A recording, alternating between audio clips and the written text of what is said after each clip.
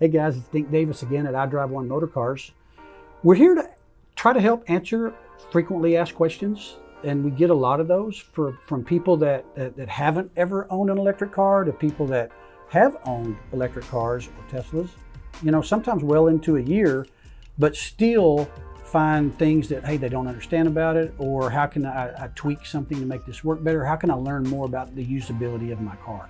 So all those things come into question a lot when you're trying to buy your car.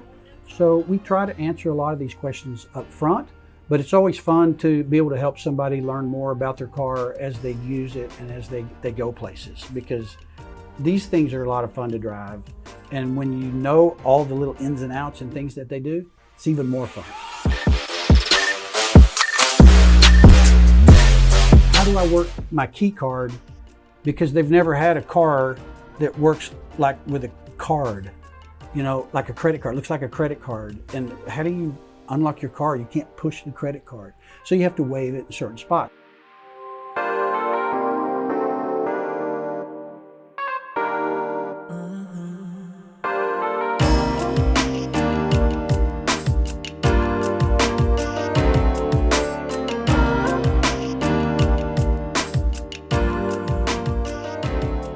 What's the optimal amount of kilowatts for charging that I might need based on my driving habits?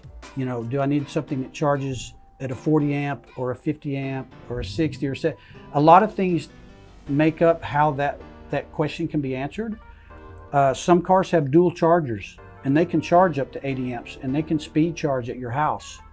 Some of the cars only will charge at 40 or 48, and some standard range Model 3s can only charge at 32 amps, and that's kind of the maximum they have. So a lot of it depends on what car you buy, what's the battery configuration, what's the distance it can go, and then how fast can it charge. But we can show you all those things with each car when you're here.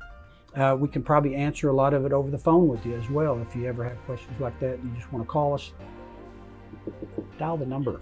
We're here for you.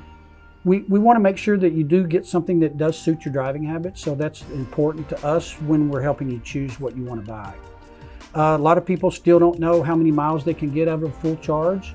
And there are things also that can dictate how far you can go, especially if you're driving at night. Because once you turn all the lights on at night, you're not going to go as far as you would have gone during the day with no lights on, because that's still using some of your battery power. So keep that in mind. And we can go over some of that, kind of how that works too, based on what model you pick. How can I update my car? Because Tesla sends out updates, Lucid sends out updates, Mercedes sends out updates. They kind of learned from Tesla how to do that over the airwaves, so everybody's doing it now. So your car can update. You can do it manually, where you turn it off and it doesn't do it on its own. Interface changes happens once or twice a year with Tesla. So when you see those changes, you kind of have to figure out where they moved something, and it's usually in a cooler place or it's more visually pleasing. So don't be alarmed if you get an update and then all of a sudden you go, hey, wait a minute, where's my autopilot button? It's in a different place. So it's easy to figure it out. That's all fun. How do you work autopilot? We can show you all that too. It's not difficult. Might seem difficult when you see all the buttons on it, but as soon as you make your settings and how you want to drive, that thing will do amazing things for you. There's a lot of newsletters, there's magazines and stuff that kind of keep up with what's going on with electric cars, and there's always some good information in there, like Electrek magazine. They're an online version too, that they've got some really good stuff. There's Consumer Reports that have some good information, and also don't be afraid to use the Tesla forums.